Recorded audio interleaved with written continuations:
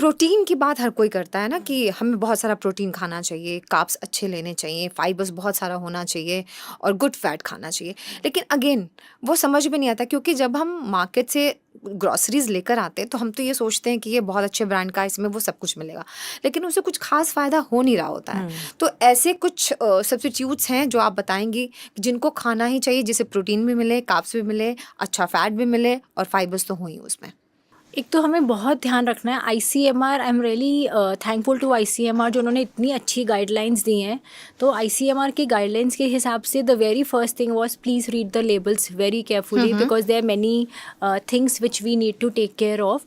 और मेरे हिसाब से अगर हम कंप्लीट डाइट की बात करें तो मेरे लिए एक थाली के अंदर रोटी या चावल होगा, दाल के अंदर आप पालक डाल दीजिए, दाल के अंदर आप सब्जियां डाल दीजिए या दलिया ले लीजिए, मिक्स वेजिटेबल ले लीजिए, वरना मिक्स वेजिटेबल के अंदर आप पनीर डाल दो या सोया डाल दो ताकि हमें प्रोटीन मिल जाए और वेजिटेबल्स मिल जाए।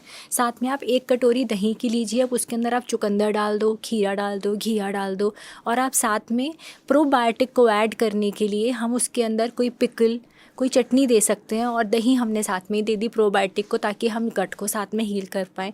So this is a complete diet and हमें बस यही करना है, हमें सिर्फ अपना बेसिक घर का खाना खाना है, दैट इज़ इट।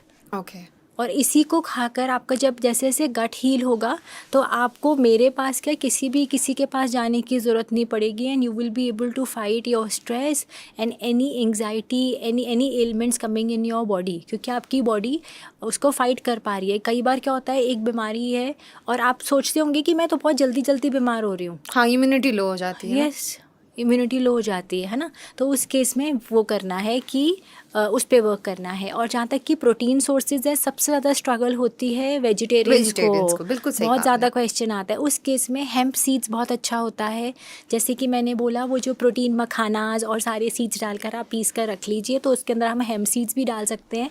मेरा फेवरेट है चिया वाटर, बहुत अच्छा होता है। आप 1 चम्मच चिया रात को भिगो दीजिए या 2-3 घंटे पहले भिगो दीजिए, और वो 1 चम्मच जो है वो 2 चम्मच बन जाएगा। आप सिप सिप करके घुट घुट करके पीती रहिए। एक तो आपका हाइड्रेशन लेवल हाई हो गया और आपकी बॉडी में प्रोटीन चला गया। उसके बाद हम किनुआ के साथ आप चिकपी ऐड कर सकते हैं, वाइट चना, आप वाइट चना का सैलेड ले सकते हैं। कुछ समझ नहीं आ रहा, हमें लगता है कि हमारा बच्चा प्रोटीन डेफिशिएंट है या हमें प्रोटीन डाइट लेनी है, या तो एल्डरली एजेस में क्या होता है कि हमें प्रोटीन का इंटेक हाई करना पड़ता है क्योंकि मसल मास ड्रॉप करता है, तो हम ब्रेड में चिकपी डाल सकते हैं, बॉईल करके चिकपी का सैंडविच बना दो। So we have to do these kind of forms, जैसे कि सपोज़ हम ब्रोकली, स्प्राउट्स और बेसन की टिक्की बना सकते हैं। आप सोचिए वो दिखेगी वो बेसन की टिक्की, and that will be completely nutritious और आपको कंप्लीट डाइट मिल जाएगी। लेकिन वो डीप फ्राई होगा? नहीं, उसको नॉन स्टिक तवे पे बनाएंगे। मतलब उसको शैलो फ्राई टाइप्स कर शैलो सकते फ्राई, हाँ, एंड मिनिमम ऑयल के साथ वो नॉन स्टिक पे बन जाता है।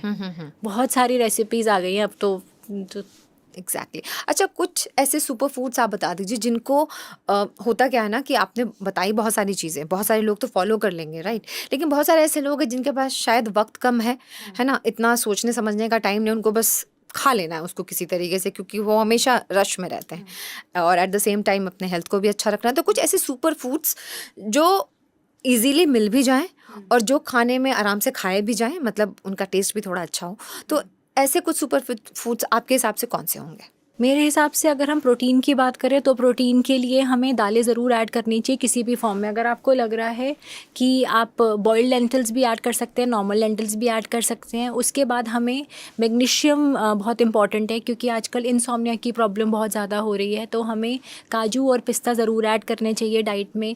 उसके बाद अगर हम उसकी बात करें, जिंक की बात करें, विटामिन D, B12 की बात करें, जिसकी डेफिशिएंसीज़ का रेट बहुत ज़्यादा हो रहा है, तो उस केस में हमें एग वाइट्स, मशरूम्स, टोमेटोज़, शिमला मिर्च, लाल पीली हरी शिमला मिर्च ऐड करनी चाहिए।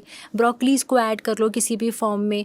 तो उस केस में इट इज़ नॉट नेसेसरी कि आपको प्रॉपर सब्जी बना के खाना है, हम उसको सॉटेड बना करके खा सकते हैं या हम उसको सिंपल दलिया में डाल के खा सकते हैं। तो इस तरह के इस फॉर्म में हम उसको ले सकते हैं। तो ये अच्छा रहेगा, मतलब ये जो फॉर्म है ये अच्छा रहेगा। Omegas are very important, omega 3 is very important. तो जो लोग तो नॉन वेजिटेरियन है वो फिश ऐड कर सकते हैं डाइट में, पर क्योंकि बारिश का मौसम मौसम है तो उसमें हम ज़्यादा फ़िश को रेकमेंड नहीं करते हैं।